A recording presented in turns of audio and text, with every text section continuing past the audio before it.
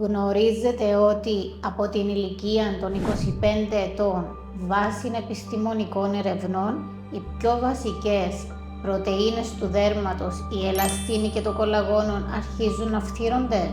Και από την ηλικία των 35 ετών, το ιαλουρονικό οξύ έχει μείωση 20%, εμφανίζοντας ξηρότητα, αφυδάτωση και έλλειψη ελαστικότητας.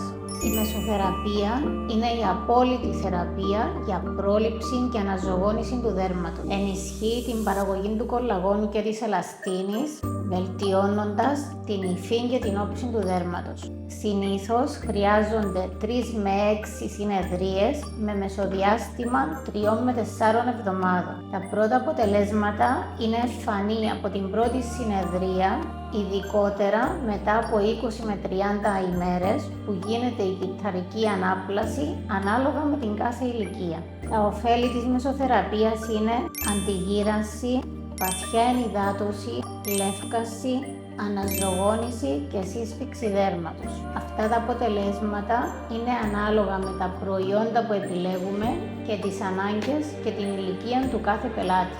Και να θυμάστε να επιλέγετε πάντα επαγγελματίες που είναι εγγεγραμμένοι στο Σύλλογο Αισθητικών και στο Υπουργείο Υγείας της Κύπρου για τη δική σας ασφάλεια.